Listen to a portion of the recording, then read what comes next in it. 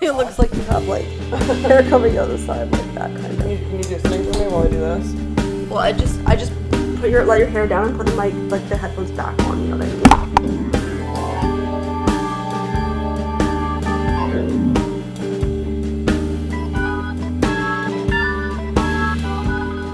Welcome back to my podcast. This is the Olivia Show, and I'm joined here today by my sister, my biological sister, Gabrielle Stadler. Is it okay if I call you by your legal name? Yeah. Do you have no fear about being a professional and someone hearing this? I guess you haven't said anything wrong yet.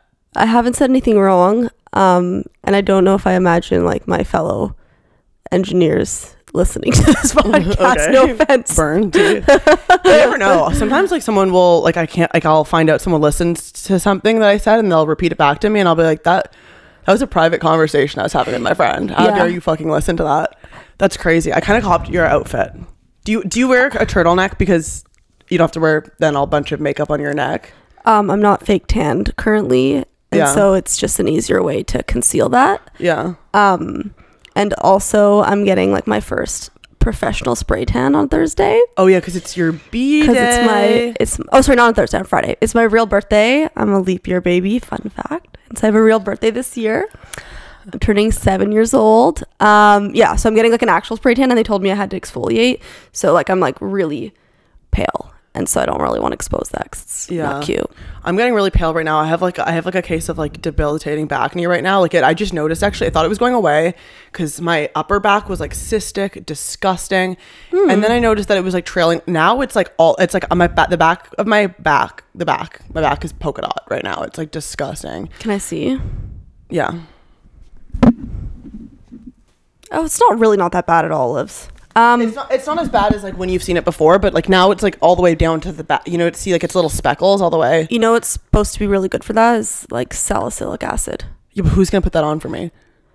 I don't know. Hire somebody. There's lots of people walking the streets in this area. So yeah. I think that happened from a combination of spray tanning. But you spray tan your back? I'll just go rogue. Like I'll just kind of like hope something hits. Okay, so the same way you do that, you could apply the salicylic acid body spray? Wash. Is there no you can buy like the CeraVe, like has a salicylic acid cleanser.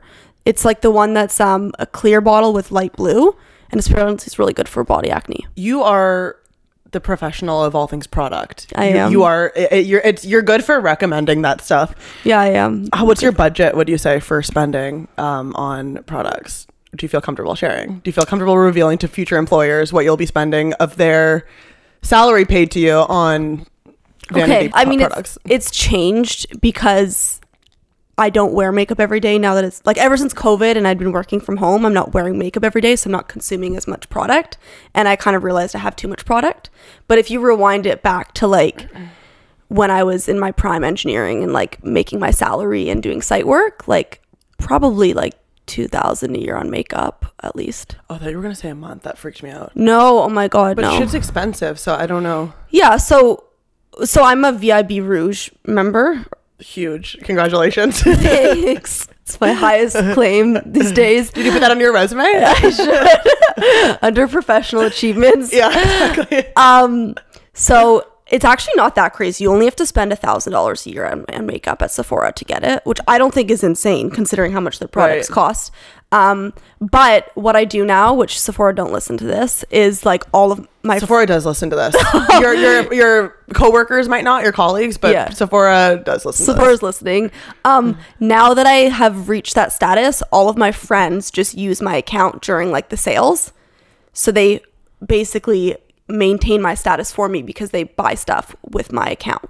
Huge. So I don't even have to buy anything anymore. You're like a pimp. Yeah, I just maintain my status that way, but I haven't been purchasing as much makeup, although I have it inside me that I really would love to do a big huge purchase. So once I get my next like big girl job, I'll do a massive haul. What is huge for me when I see I mean I guess I didn't see you in those days because you lived outside of the family home.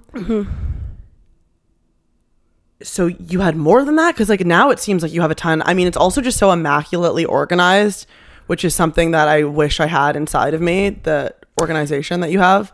Yeah. So for our listeners there, I used to be, not used to be, I still am, but I'm incredibly like type A personality and really obsessed with organization.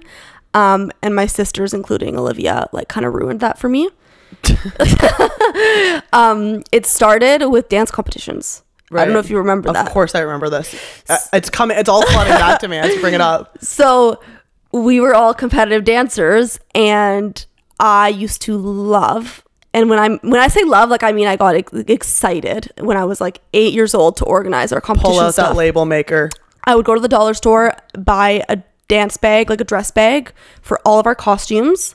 I would organize all of our costumes in individual bags, you know, label the outside with what the dance name was.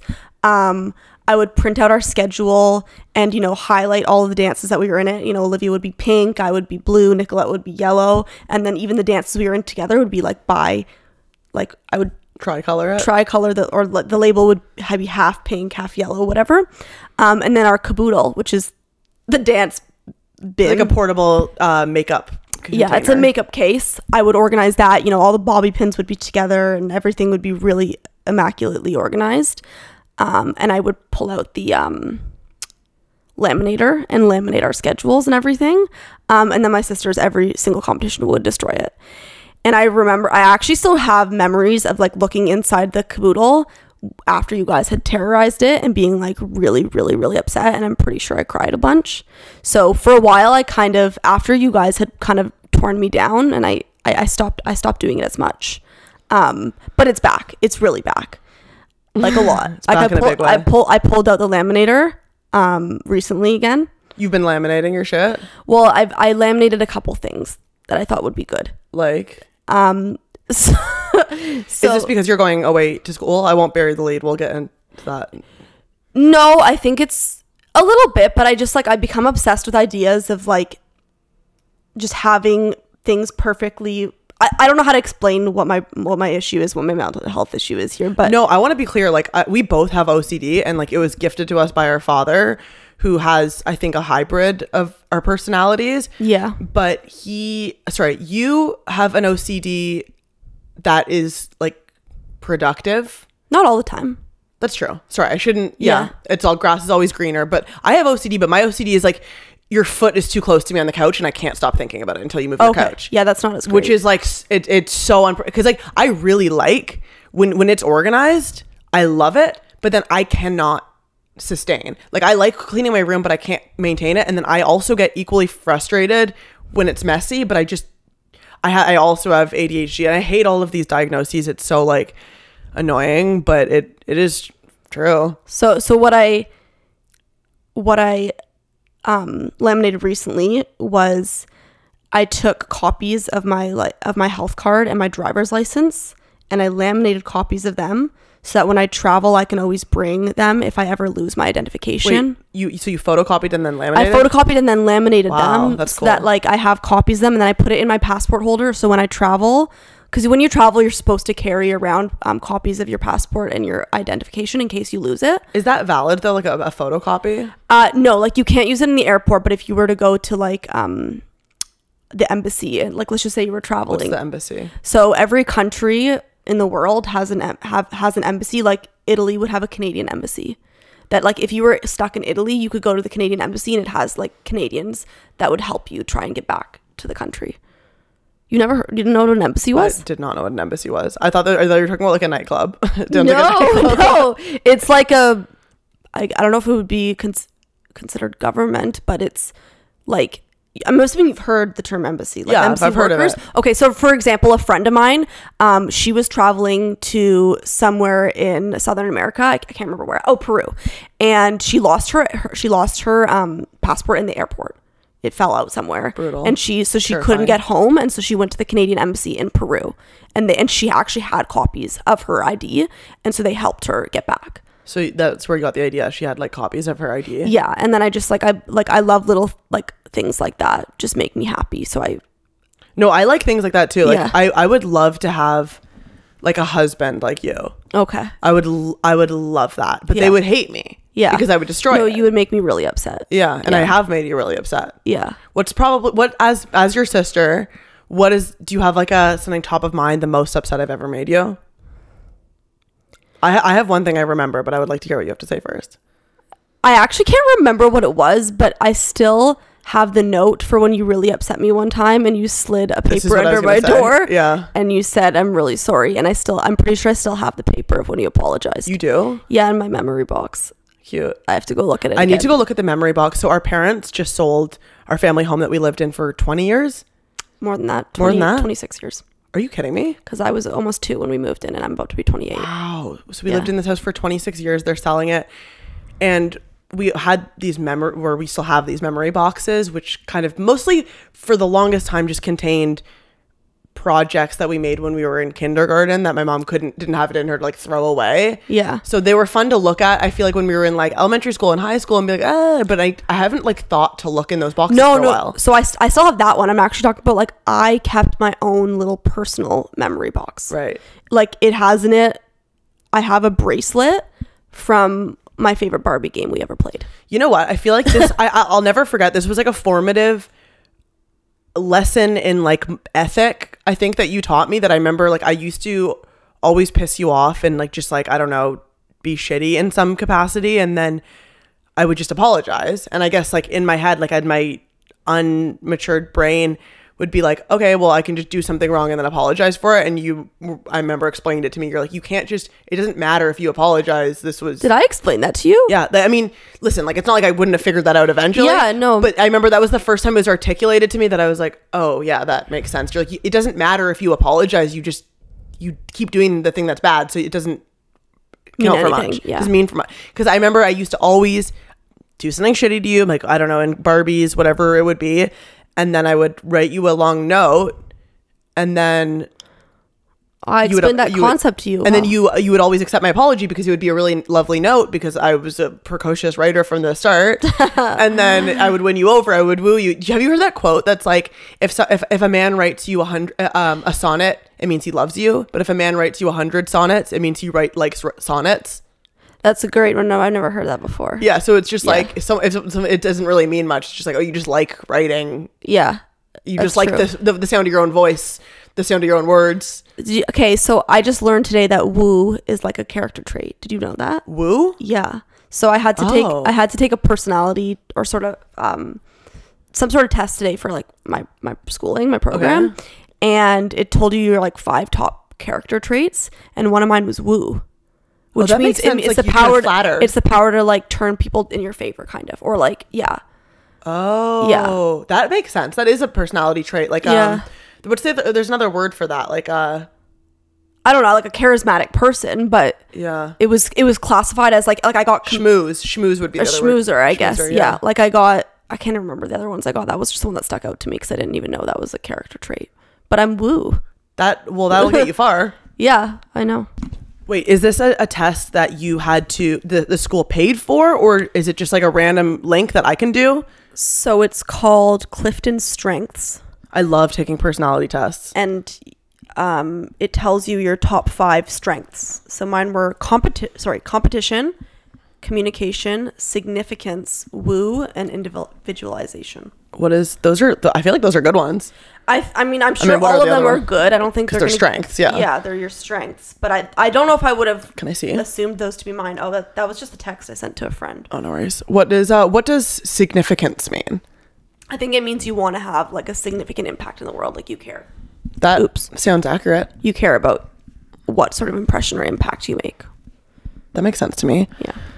I mean, that it is interesting that you are such an ambitious person, that it's always been clear that you've wanted to do something important, you've wanted to make money, you've wanted to, be something significant, but you are 28 this week.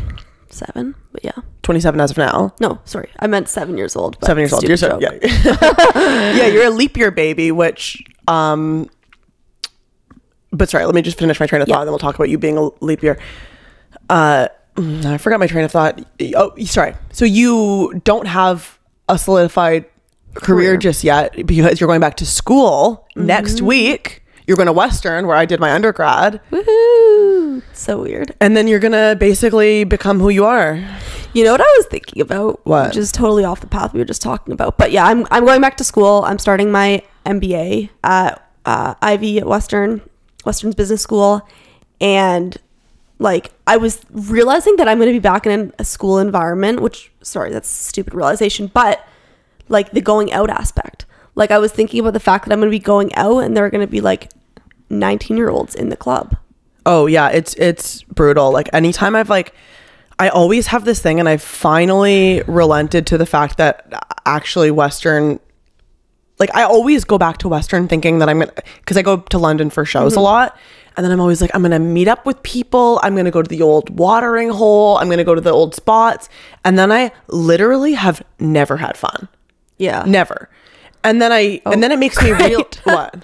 No, I was just thinking about never mind. But you're not going back to like where you used to go, because I'm looking to like recapture, revisit, re-experience, right? Capture nostalgia and re-experience what I'm yearning for, but it's not possible. But it also makes me realize that like I don't know, like it just also maybe wasn't as fun as it is in my memory, but also so much of it is just that it's just like you're looking at people that are so much younger than you, and it makes you feel so much older than you are. Even when I was like 23, 24 going to London, I'm like, why do I feel like the oldest hag in here? Yeah.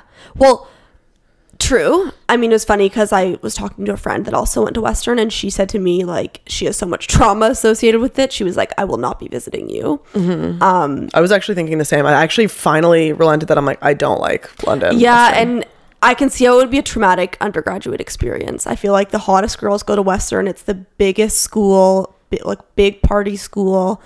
But I'm in like an isolated program, so I don't think it'll be the same. Yeah. Are you going with you're going with a friend, right? Or you have someone you kind of know? I know somebody that I went to in like my undergraduate studies. And we weren't super close, but she's a nice girl, and I'm sure it'll be fine. This actually might be a good opportunity for you to find a husband. Have you thought about that? Of course. Why do you think I'm doing the program? I know. My new thing right now is just like trying to figure out where I can find a husband, because obviously I need to stop dating comedians. But that's the only thing I do is like go do comedy. So I want to get a job. Like I just want to work at a coffee shop in the financial district to meet a husband. Oh my God, why don't you get a job at Equinox? That's a good idea. You totally should, like the front desk. Well, okay, yeah, that's a good idea, but I mean, it depends on if they're hiring. What I wanted to do, actually, oh wait, you were there when I just had this revelation. Workout classes. Yeah, teach workout classes, but I need to become a PT. Workout class. Oh, I need to become a PT, which is like textbooks on textbooks. Yeah, no. And I could still do that, but it's like not as easy as I had hoped. Yeah. So husband meeting, shopping. Hopefully, I mean, I've already searched the LinkedIn group that there aren't really that many cuties in my program. Yeah. But they have a great dentistry program. But I don't know if that's quite husband material. You don't want a dentist? Yeah, they're too suicidal. Yeah, that scares me a bit. They also say just psychopaths go into it, like psychopaths and depressives. Yeah. Oh, okay. But that might be like a historical statistic, because that was also back when dentists could get away with like raping their patients. So then people would go into dentistry so that they could rape people, because they would put them under, but there was no cameras, and it was like before the fact, and they would do extractions and rape their patients and do perverse things. You've never heard of this? No, that's really creepy. Yeah, we're on different Reddit subs, I guess. Okay, so maybe not dentists, but they do have an orthodontistry school too. That's good. And that's orthodontists make a lot of money. Yeah. They have a really good law program. They also have like residents, so doctors. Okay. And you know what? Maybe undergraduate students. do you ever like younger guys? You know what? The last two guys I've dated have been older, and it hasn't worked out. So I'm wondering if maybe I should do opposite. Yeah, maybe. I worry though, and like I don't want to like get into lewd, crude disgustingness, because we're morally upstanding, classy women. But I do worry, just as a phenomenon, that like young men are porn sick. Porn sick? Have you heard this term? No. I guess I would define being porn sick as, in our generation, or maybe even not, we're probably cusp generation of internet, growing up with the internet. Mm-hmm. But like in previous generations, men would kind of like accidentally, their first sexual experience or like first experience feeling turned on would be something accidental would happen. They would see something on TV. They would stumble upon like a magazine. They would see like a woman in a bra in like an advertisement, mm-hmm. and then have a sexual awakening. But now men hear about sex before experiencing that sexual awakening. They'll hear someone talk about it because kids, like, they don't really know their brains are underdeveloped. Then they'll start Googling things, and then they'll overexpose like themselves to, and like, it's like, oh, all of a sudden it's like let's say they decide immediately, oh, I like seeing a woman being choked. Now they can kind of go down that rabbit hole and overexpose themselves to something and fry those receptors and become so porn sick that they can't experience a normal sexual experience IRL when that time comes, because now, like, let's say that happens at age 11 or 12. Yeah. They don't have sex until they're like 17 or 18 or 19 or 20. That's a lot of years of kind of pathologizing sex and developing a perverse relationship with it. Right. I guess, I mean, that makes sense to me. I don't even think that's the primary issue with, like, today's day and age. Like, I would say, to me, more concerning the ability or capacity that young men have to see women in all forms, like not just pornography. Like, I meant like Instagram or TikTok, right? And I would actually lump that in as well. Like, yeah, okay. I was talking to my roommate about this yesterday, just like the fact that you can see, like, you should only see, like, you'll see the most gorgeous woman in your feed or whatever. You should only see one woman of that caliber like once in your life, and you should pass her in a mall and think about her for the rest of your life. Like, I can't believe someone could be that beautiful. Right. Now you see that times 70 in your feed in one day.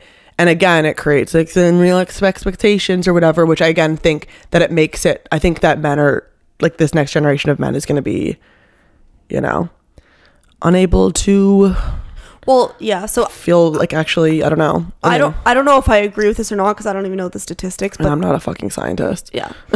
But people that say, or a lot of women say, that men cheat more now because of the internet. But I don't know if that's true. I don't think that's true. I think it might be the opposite, actually. I think that they actually might just lose interest in sex earlier, because it's the real experience of sex is going to fall so short of the, like, diluted fantasy. And I think also they might just, like, it might, I don't know, so much of what made, like, the whole idea of sex being exciting was the fact that it was taboo. And there's actually nothing taboo about sex now. It's like half of it is like over, you know, just like you can go on Pornhub and watch anything you can think of, you can find. But then on the other hand of it, it's just like, then there's like so much conversation about sex in the zeitgeist just in general. It's so the opposite of taboo. It's so, like, over talked about. Like, you know, people are like, oh, we need to talk more about this. It's like, I feel like we need to talk less about this, because it's becoming so much less compelling, because it's like, I don't know, it's like you don't want to hear about something, you don't want to do something that, like, your parents are talking about on their fucking Instagram live. Well, thank God mom and dad aren't doing that. I know, but like this next generation, I'm saying it's just like the sex positivity movement plus the overexposure of porn. Get rid of a lot of the positivity movements. That's what I mean. It's just like, I think that the sex positivity is just as harmful as, not just us, but I think it's all part of the same thing. I just feel like it's creating like a neutered generation. A lot of new words for me. Okay. Neutered. Okay. Like my dog. Like your dog. Yeah. Your dog just got neutered. Do you want to talk about your dog instead of? Not really. I mean, I miss him, but you miss him from 30 minutes ago when you were home. Yeah. He's really cute. I'm surprised you're not more mad at me for when you showed up. I was literally in a bathrobe. You know what? I think I've calmed down in a lot of ways. Yes and no, but in a lot of ways I've calmed down. Like, I was gonna be mad, but then I was. But that is a completely reasonable thing to be mad at me for. I'm just, and I would have accepted it. The only thing is being like, you can't be mad at me because we're about to record a podcast, so that would suck. Yeah. Just to listen to for the audience, but it would have been reasonable if you were mad at me. So. I mean, to be honest, this is more going to impact you than me, so no offense. I mean, I'm excited to be here and excited to do this. This is fun, but well, you were talking for a while about if it was like my podcast, then yeah, I would have probably like dug into you, but I couldn't do that. Yeah, but I mean, you still came out of your way to do this. Like, while I also, you're right, I'm also the only one benefiting from it. So you would think that what if we get famous after this? Yeah, what if we start a sisters podcast, Gabbing with Gabs? So you wanted to, there was a point, and I mean, it was perimeter of when you were having a mental breakdown. Would you say that was any? I think that to be honest, You do have a gift for the gab. I have a gift for the gab. I love to gossip. I mean, one thing that you have that I feel like I've almost lost a little bit because there's so much, there is like fear. There is fear involved when you are a comedian and, you know, Right. but you don't have any fear because, and this is something that I always admire. Like, this is something that I noticed about my ex-boyfriend Jacob's sister as well, is just like, you just say exactly what you're thinking. No holds barred. It doesn't, and the shocking factor is what is so funny. It's just like you said, I mean, I'm not going to repeat it because it was shocking, but you said someone's daughter who is an infant was ugly the other day apropos of nothing. And you were just like, she's not very cute, is she? And it's just like so It's bad that I don't remember who it was. But you're a good gossiper, and you're a good you know, you're very Why can't we gossip anymore? You know, why is it such a bad thing? Well, not all gossip has to be mean-spirited. You're not telling the person.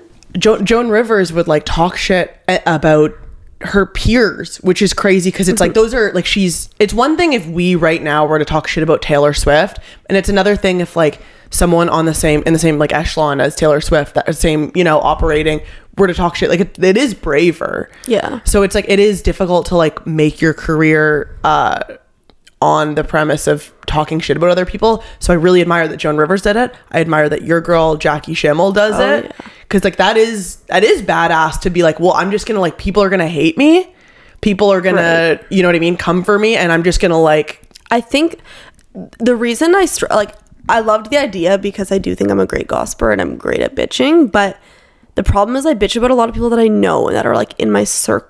Not necessarily my circle, but people that are like extensions in my circle. Well, I explained this to you, being like, because you would be like going off and everyone would be like, you should have a podcast. I'm like, you're gonna have a podcast about your friends. I can't talk about my like ex-boyfriend's mom like on a podcast thinking that I would get back to him, you know.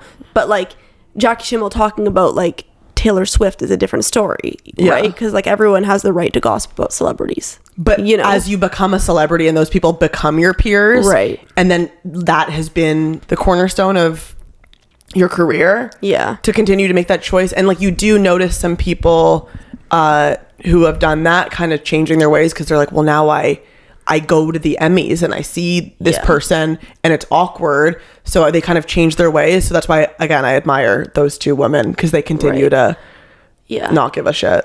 I mean, I would love to, but I think that it's the fear would overtake. The fear would overtake, especially because I don't think this would probably be my like primary career, right? So it would impact my professional career. Imagine how psychotic that would be. Imagine if there was a girl at your work who just had a podcast and just talked shit about you, and I was just like shit talking my coworkers. That would be like so. And then I just get pulled into my boss's office and they just start playing my podcast back to me. Well, I mean, people do that now because everyone is an influencer on TikTok, and then people make shit about their, you know, coworkers, and then they get confronted. And it's crazy. Yeah, for sure. Have you heard of the new dating apps? Which dating apps? Okay, so I know Field. I haven't heard of that one. Don't go on that one. I mean, I'm not on it, but like it's like a big, people in comedy will go on stage and be like, have you guys heard of Field? Because it's a very salacious app. It's for kink and orgies and whatever else of sexual deviance. Oh, I don't need that. No, I know. I figured you weren't on that one, but so I very recently like downloaded a dating app again. I downloaded Hinge. Oh wait, I know about The League. That one always advertises to me. Okay, I haven't heard of that one either. Heard of The League? No. It's actually so, I hate it because it's like The League, the premise is like date people that are in your league. Like, so it's kind of like an elitist kind of dating app. And it's just like, who do you think that I am? Yeah, you know what I mean? I'm like, you think that I think I'm so much better than everyone that I wouldn't be. And also, like, I don't want to be on an app of a bunch of people who think they're better than people. Yeah, so what is it? Just like you rate yourself on a scale of 1 to 10 and like... And is there like an application process? Or no, that's the thing, is I don't think that there's an application process. I think it would literally just be people who think that they're better than other people. Yeah, that's an awful idea. No, I think the two ones I've heard of recently sound like actually genuinely decent dating. Let's hear them. Okay, so the first one, which is the one the first one I'll tell you about is the one that I'm less interested in, but it still sounds cool. It's called Loop. Okay. And my favorite juice. It's called Loop. Juice? Juice. Go on. What does it have to do with juice? My favorite juice is called Loop. Oh, okay. I didn't know that. So it's basically where you are able to, you make a profile, obviously like every dating app, and you connect with your single friends. And so like it can be anyone. Like I'm assuming they like get like they go through your contact numbers, or maybe your Facebook friends or Instagram contacts, and you can find like people that you know that are on the app.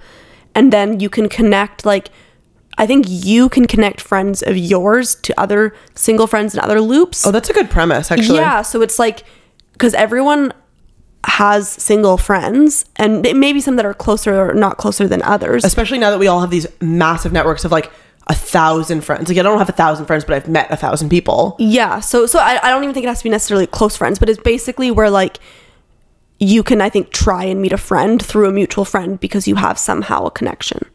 Right. Which is, it sounds kind of cool. It sounds like a good, like... Have you been using it? No, I just learned about these a couple days ago. Okay. So I haven't, I recently, because one of the reasons I started thinking about apps and thinking about how they could create better ones.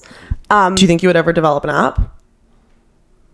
Not for dating apps. Like, I don't think I care enough about dating apps. But I was just thinking, because I re-downloaded Hinge, and it's awful. Like, it's 10 times worse than it was, I swear. Why is that? I think that Hinge... Maybe it's just that people are tired, and like dating app, like these types of dating apps where you just swipe on people based on their profile is not working as well as it. Not that it ever used to work necessarily well, but that people aren't as interested and are getting bored of it. You know, I don't like dating apps at all. Yeah, at all. It's hard. But I've been on and off them for 5 years and been in 2 relationships from Hinge, and people are just... I'll bleep them, but who is from Hinge? And who doesn't really count, right? But I like that you don't count him. Well, you introduced him to the family. That counts. I kind of had to, but I dated him for like 7 months, and for 4 months I was in Alabama. So like, right. And that's the other thing is like sometimes it feels like, oh, because I introduced him to the family, you guys think he's a bigger deal to me than he is. But I just like I never even really liked him, and I knew like I had outward conversations with friends saying like I'm just using him for COVID. Oh my god, imagine he hears that. But anyways, it's true. He's getting married. He's getting married soon. He is? Yeah. He wanted to marry you, right? He was just looking for a wife? I don't know if he wanted to, like, I think he just wanted a wife. I don't know that he actually, I don't think he even liked me. I think he just thought he could mold me into what he wanted to, and I just hated him, so it was never going to really work out. It didn't seem like you hated him. I mean, from you talking about him. Oh, okay. Obviously, it seems like you hated him. I only was around him for your birthday. That was the only time I ever met him. I was hating him by that point. I know. Well, you're good at hiding it. Yeah. Good for you. It was really difficult. It is crazy. I always think about this, that, I mean, we've both been in relationships where we've secretly disliked our partners. Mm-hmm. That is now officially my worst fear, is that I have a partner. And like now I'll always say this up front, because I'm like, of course it goes both ways. Yeah, but that's why I need a partner that's like way more into me than I am them. Not way more, but I can tell that they're maybe reaching more than I am. Yeah, I mean, I need to be the grabber. It's a nice idea. It's a nice idea, but it's like you really don't want it. It's not ideal either way. It's like you really want to hate someone, because it's just like if you have to choose between them hating you and you hating them, there's no winning. Like both are really not ideal. Okay, wait. Can I go back to the other app? Yeah, sorry. Because the other one sounds cooler to me. It's called Thursdays, and it just came to Toronto, and it's an app that you match with people like Hinge, but it's only open on Thursdays. So you can only match people on Thursdays. That's funny. And they rent out a bar or a club every Thursday, and only members of the app are able to go to the club. I like that. Yeah, so it's basically like you go to a bar, and obviously you'd probably go with your friends. I don't think you're going to show up by yourself. Yeah. You'd probably go with your single friends. But your friends also have to have the app. Yeah, you have to have the app, and you go to a bar, and everyone in the bar is single. So you can it's basically like a singles only bar, but maybe less cringy than like a singles only event. I actually will get on that. That's a good idea. Doesn't that sound like a great idea? That's a great idea. Yeah, and it just came to Toronto like a week ago. I think that's a good solution to the problem people are having with apps, which is just like, false representation of self, and like just, and not feeling real. But doesn't that I love that. That's fun. I know. And it kind of seems like, it could be cringy, but if it becomes popular and isn't cringy, that's like honestly such a great solution to the dating app game. I really like that idea, actually. We'll go together. Yeah, I'm down. We can go this Thursday. It's my birthday. I guess we could. We could go after. Yeah. So, okay. So, and you have to be in the city that like you're going to. So like you're already located in Toronto. So you have to be like, your location has to be there. But apparently my friend said that her friend was using it in like London. Like it's been being used already in bigger cities. Right. And so they just brought it to Toronto like literally a week or two ago.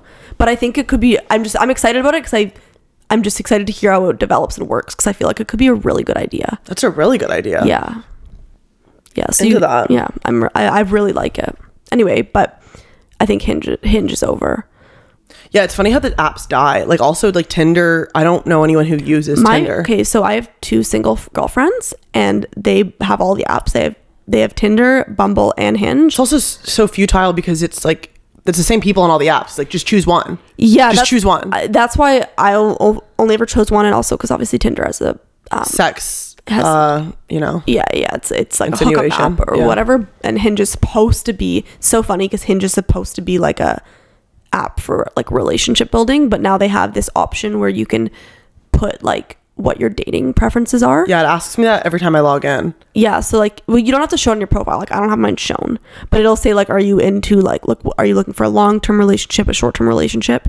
And you'll see like 33-year-old men that are like short-term relationship, and you're like, what are you doing? Like it's so weird. Some people don't ever want to lock it down. I also think it's bad for you because have you heard the expression comparison is the thief of joy? It's my favorite quote. It's so true. Yeah. It's so true. This is why I'm like I don't want to, you know, like overexpose myself to the dopamine of like falling in love and just like be like whoever, you know, I just want to save up. Yeah. But then it's just like that's a nice idea in theory, but then it's just like it's kind of Christian of me to self-impose that and just be like no, it is apparently. I heard this recently, and I think it's probably what's true is dating apps, it's really hard for them to make money, and the way they make money is by like ads.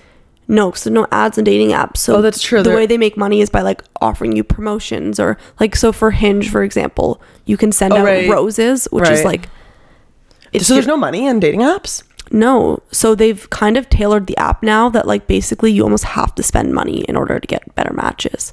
Like, not to toot my own horn, but I think I'm cute, and like the like compatibles that are showing up, I'm like they're not compatibles. You know, it's like I think that they're making it harder and trying to force you to spend money, which like I will never spend money on a dating app, so I'm not going to do that. Yeah, that'd be dark. Yeah, but like so anyways, I just think it's considerably worse than it was before. How do you feel when, I mean, I'm sure this has happened to you, someone that you know sends you a like or a request or a rose or whatever the fuck that's like and then you find out that someone you would never consider is into you? Well, it happened to me somewhat recently, but it wasn't somebody that I like cared about at all. It was somebody from St. David's. Cute. Like our elementary school. Okay, that's okay. And I wasn't interested, so I just X'd him out. But it's kind of flattering being like, okay, you've always been in love with me. No, it was he just like sent me a like and said like, been a long time since St. David's or whatever, and I just like I wasn't really that interested. I mean, he was cute and fine. I just like, not interested, and I just X'd it out. But like I don't think I'm ever gonna see him again. And like, I don't know. It's worse in my opinion when like somebody that's like totally not in your league sends you a rose and you feel bad because like they either paid for that or they only get one a week. And it's like, if you feel bad, but you're like, dude, like. I had someone ask me out this week. Oh, and in person? In IRL. Okay. But I always forget the beautiful excuse of just, I'm seeing someone. Yeah. It's beautiful. It's so beautiful that we have that. Yeah, no, it's the easiest way out of anything. Because I feel like there like was some feminist rhetoric to be like, no, I'm just saying no. It's like, why would you want to hurt anyone's feelings ever? Like, it's so vulnerable to ask someone out. I mean, some people are fucking just asking people out. Yeah, but at the same time, it's also like kind of feels good to just be like, no, I'm just not interested. Have you done that before? I think so. I can't like recall a specific time. I think more often than not, I say like I'm seeing somebody. Yeah, it's easier. Yeah, and especially if you're gonna see them again. Yeah. Who is the person that asked you out? He's just someone who there's a lot of like comedy periphery people that it's like, I don't know what you do, but you're always around, and maybe they produce sometimes, maybe they work in some capacity with I don't know. I don't want to talk about it too much just in case he listens to this. Okay. It's possible. Miss you. Okay, here this is something I've thought about, and I wonder if you've ever thought about this as well. I think this is a theory that I've had. Okay. So I'm pretty non-competitive with other women. Okay. And I think that I'm a competitive person in general. Yeah. But I'm good at being a girl's girl, and I think that that's a testament to growing up with sisters in a relative. Probably, yeah, makes sense. But I also think it's a testament to, one thing I've thought about is like because I think you can also be jealous. I think you can be more jealous if you have sisters. Well, I'm an extremely jealous person. You're an extremely jealous person. Yeah. So when we were growing up, who did you think was the prettiest? I have a theory that we're all confident because we all thought we were the prettiest. That's my theory, is that I think that we all are confident and get along with girls because we have sisters, but we all thought we were the prettiest. Oh my God, that's so harsh. Isn't that true? You think you're prettier than me?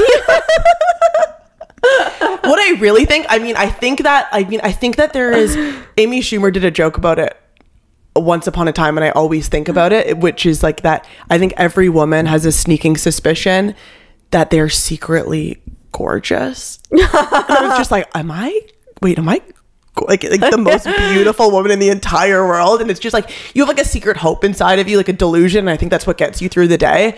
I think the reality is that we've all been the prettiest at different points. That's what I was gonna say. I think that's what the reality is. I thought you were the prettiest at one point, and then I thought Nicolette was the prettiest at one point. Yeah, exactly. And now I'm just kidding. But the overarching, yeah. Well, I think that to be like honest with you, I think that this is gonna be really bitchy, so please love me regardless. I always will. I think that I've never maybe thought of that as much because I've always had the most book smart. So like I always like care like, and then I've always cared more about like that component. Like I'm totally.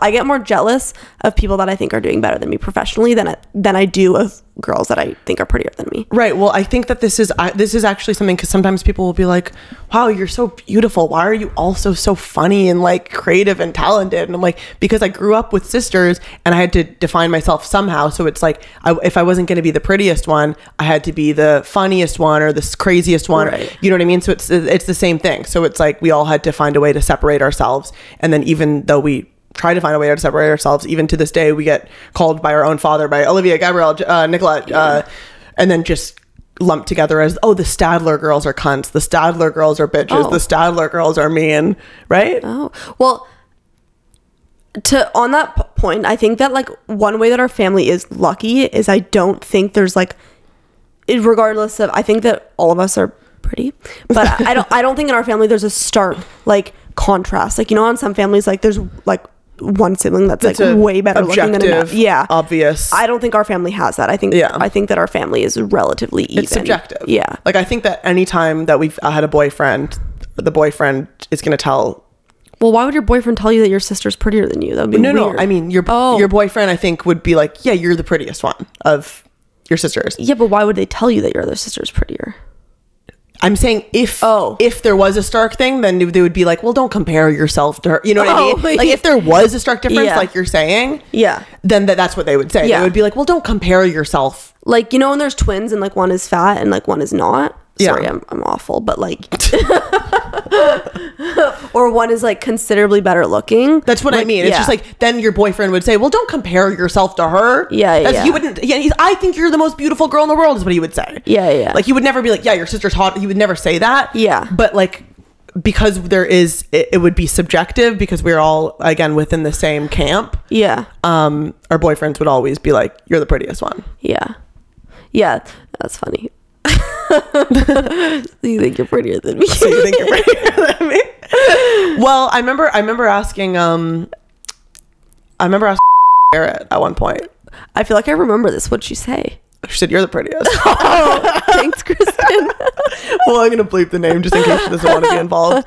But that was an unfair point because I was just I'm like, so you think I'm the ugliest? And I think I was the ugliest at that point. But then she said Nicolette, I think just to make me feel better. But also Nicolette was in puberty. Like Nicolette was in her awkward stage at that point. Yeah. I think that if I didn't get a chin, I would be definitely the ugliest. I need a chin. Need. Need. I'm glad you're in the brainless need camp. Need. It's a great one. It's a good one. Anything else? I think this was... Oh, yeah, I guess we've reached your time limit. I'm okay to be a bit late. I don't think they're going to kill me. Yeah. I mean, let's start to wrap it up now then. Okay, do you have anything else? Do you have anything else? Well, I thought of something really weird that I've done recently, and I just wanted to ask you. Go off, queen. Okay, so I'm assuming most girls are like... Not assuming. I know, like, I have friends like this. Like, do you have an insane notes app? Like, just, like, really crazy notes? Oh, I mean, that's where I keep all my jokes, my ideas. I have the craziest things in my notes app. Yeah, but, like... Okay, I'm fair, but like aside from like your comedian stuff, like do you have like weird things on there? Totally. Okay, like I have like classic things, like baby names I like dog names I like that, all the classic stuff. But like recently I added a really weird one. I would love to know how many notes you have. Do you want to guess how many notes I have? I do delete though. Oh. I have 3,859 notes. Holy because I mean I'd be adding to my I write things down. No, oh my god, I have 98. I delete stuff though. Wow. Yeah, like I get rid of things that just don't make sense. I'm trying to see if I have something interesting. Like me and my friends recently, now we have a shared like notes called our icks list, where we like write down all of our guys' icks. Okay, let's hear some of them. Okay, bad grammar and spelling. True. Short. Fair. Bad teeth. So far, by the way, none of these are icks for me. Bad grammar and spelling isn't an ick for you? It actually is a big ick for me. It's probably the worst. Like when you're talking to a guy and they mess up your and your. Totally. But I think that I can find it attractive if someone is dumb. Like that I'm like, I like that you're dumb. I mean, not in like, I'm going to marry you kind of way. Really? Okay, I can't find that. I have a hard time with that. But okay, fair. I think that I'm smart in ways. I don't think I'm very book smart, and I think I'm definitely a little bit of a ditz. So if there's an opportunity for me to feel like a smart one, I also like that. Okay, that's fair. Bad teeth. That's probably one. Totally. Okay, these two have to like kind of go hand in hand, but like puts Catholic and conservative in their Hinge bio. Yeah. Because then I'm like, you just hate women. So especially if they have both. And it's like, I know you don't go to church. Yeah. I know you don't go to church. Yeah. I know you just want me to wear a long skirt. No, not even that. You want a woman in the kitchen making you a sandwich and like somebody's and I know you are fucking like making 30 grand a year. So it's like, how am I gonna? Yeah. Like I'll be your trad cath wife, but you gotta fucking pull G's. Yeah.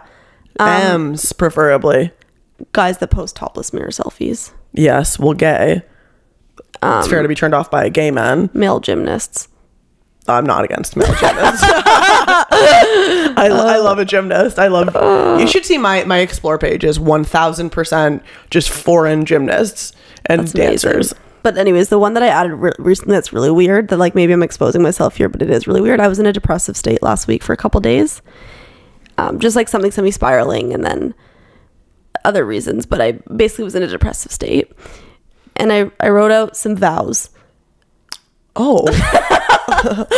Yes. I'm like, I think I was trying to manifest like what I want in a partner. Oh, that's kind of beautiful.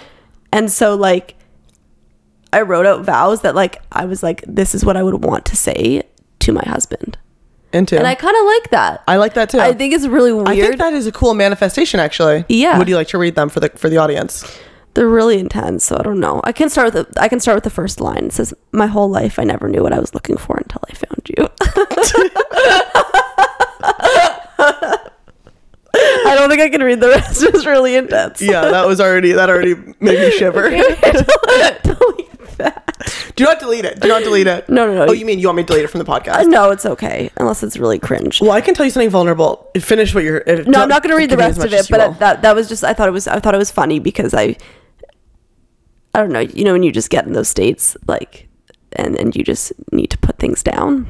I was driving home one night fully sober, and I just like thought of that line, and then I was like, I need to start writing my vows. Yeah, I mean, that actually is a kind of good manifestation for people. Say like write down a list of what you are looking for in a man, and then you'll subconsciously look for like actually consider those things.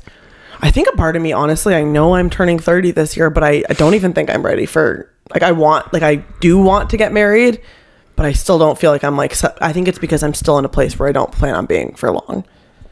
You don't plan on being here for long? Yeah. Here for long. Yeah, that's in Toronto. I'm realizing I think you should find a partner in New York. And also people in New York are like even later than in Toronto. Even like, what? Like people's timelines or schedules are even like more delayed in New York. Right. I hear. Okay.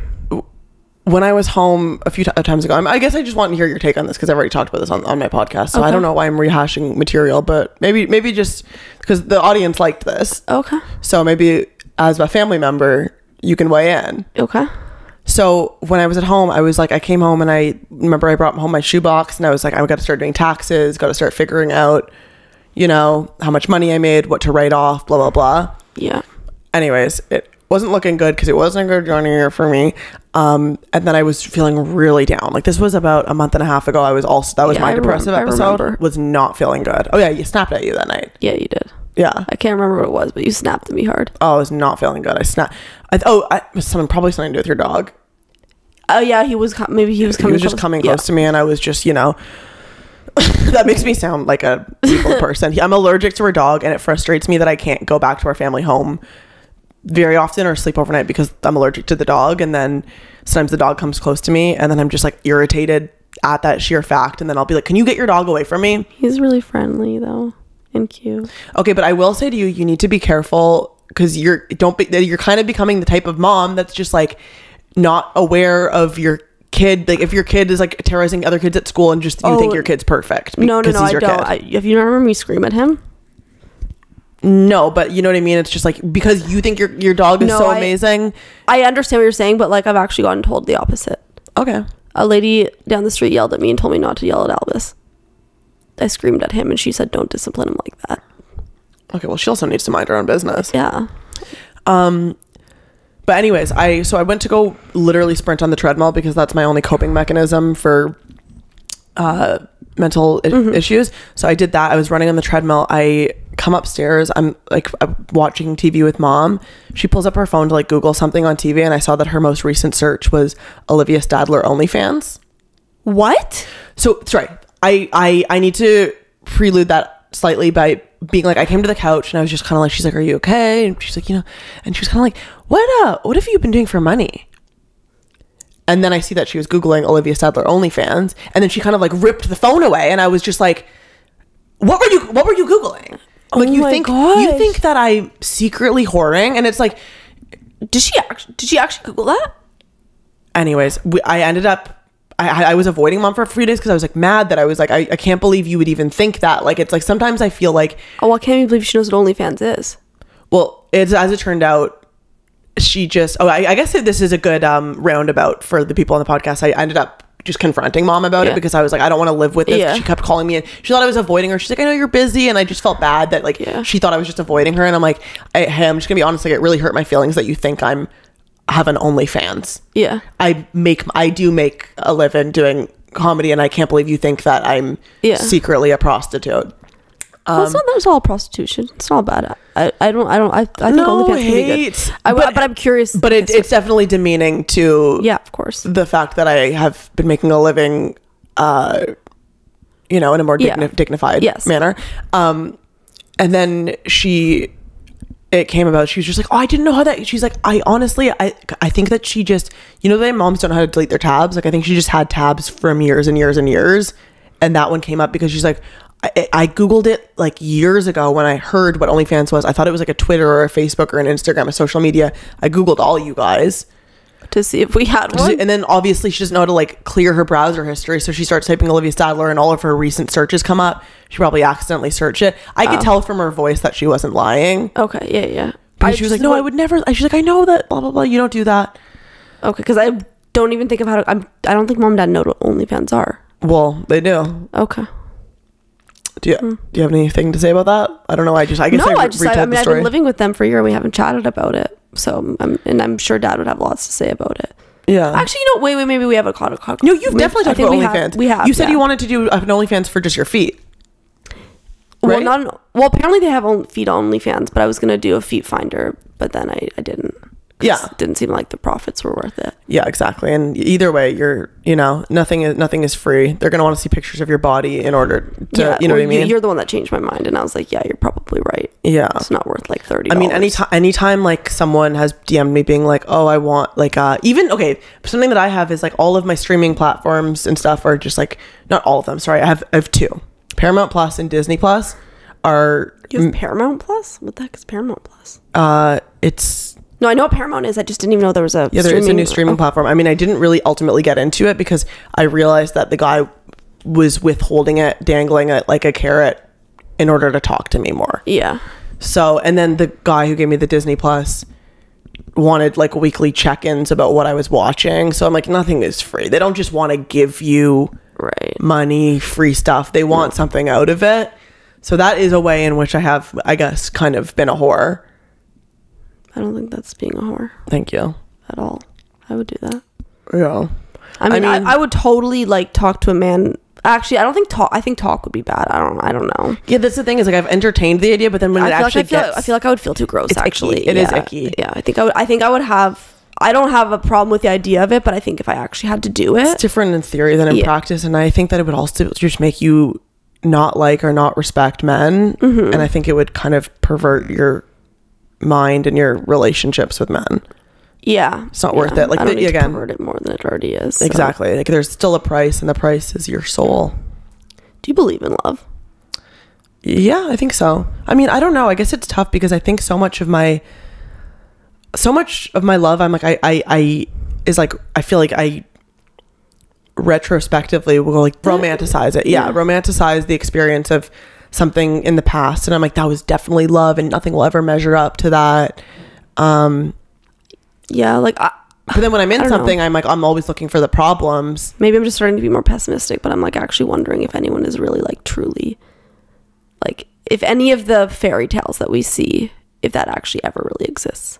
Yeah, and I think that there's like a timeline. Like I think that, and I'm like, okay, when I'm 35, is it not gonna just be like, okay, I really don't want to be alone, and at this point I kind of have to just lock it down with someone, because like maybe I'm the problem. Well, that's why I mean, like I really admire mom and dad's relationship, and I think that honestly it's not toxic, but like in the other way where it's like we had an unrealistic because it's like they were each other's first boyfriend girlfriend, then they got married very young. Dad had another girlfriend, but like, you know what I mean, like a real relationship, and then they got married in their mid-20s, but but like the thing about mom and dad is like, yes, I think a big portion of it I actually think is luck, but I also think it really matters like how much you put into it, and just like you decide that you're choosing this person, and then you make sacrifice after sacrifice after sacrifice, and to some people it works and some people it doesn't, and I think mom and dad got like, I think it's a combination of things, but luck is definitely a part of it.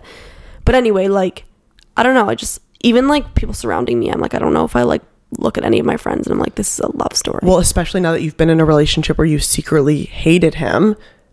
And then, but to me, it looked like you guys were great. I thought you guys were in love. Yeah. Really? Yeah. Yeah. You thought I was in love with him? Yes.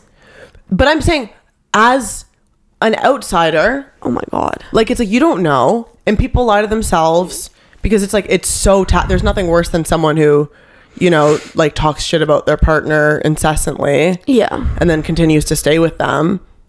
Yeah, no, that's just funny like, to me because all of my friends like knew. Like anytime I break up with someone, people are like, "I cannot believe you broke up with them," and I'm like, "Oh, really?" Because I've been secretly resenting them for months. Oh, yeah, no, I. And it's like, you know what I mean. So it's just like, yeah, I agree with you because I'm like, it's hard to believe in your own relationships and then other people's relationships when you've been in a few that have broken down. And comparison is the thief of joy, as we like to say in the biz. Yeah. Yeah, but I'm saying like I don't really have that many comparisons that I'm like, oh, that's what I want. That's what I mean. Of other people? Yeah. Other than mom and dad? Not that I like look, like I have a lot of friends and I'm like, oh, they have a nice relationship, but I don't look at like I don't think I have that many people around me that I'm like, oh, that's exactly what I want. Yeah. Need. You don't look at any relationships and go need. Need. Yeah, I don't have any either. and like go mom need. and dad. Mom and dad, I go need. But anyone else, I'm kind of like, actually, like Steph's parents, I'm need. They're so cute too. Right. Like I have a few like that I've seen, and like I have friends that like I'm like, okay, no, they have a loving, nice relationship, but none that I'm like, oh, they're so passionately in love that that's exactly what I want. Right. And I want like passionately in love. Well, if you want it, like you just, keep writing your notes apps. I'll keep writing my vows and keep writing your vows in your notes app. Not crazy. Very cool and chill. Download Thursdays. We need to get Thursdays to sponsor this podcast. That'd be great, actually. It sounds great. Can you download it this weekend? I mean, it's I'm endorsing it. I haven't been on it yet, but yeah, let's download it and let's go on Thursday. Then we'll do a follow-up episode on your birthday. Just kidding. We'll do a follow-up episode when you come back from your master's program. I mean, I'll be back all the time, but yeah, I'll be back pretty often, I think. Hey, good luck. Thanks. All right. And thank you so much for listening to this podcast. Of course, you know what to do. Put a 5-star review and all that.